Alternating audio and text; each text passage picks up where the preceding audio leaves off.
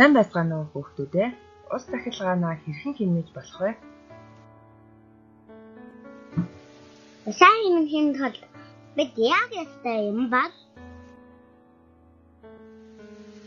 Хэрэглээгүй үедээ усаа хааж хэвшээрээ тусал ус уурсахад маш их мөнгө урсаж байдаг гэдгийг ойлгох хэрэгтэй шүү хүүхдүүдээ.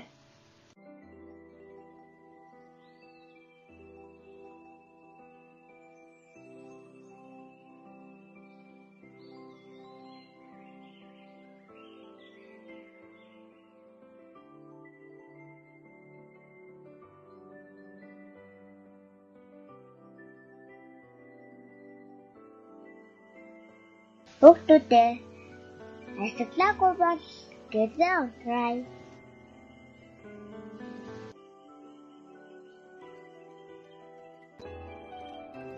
Бүгдээрээ ус захилгаанаа хэмнээрэй. Баяртай хүүхдүүдээ.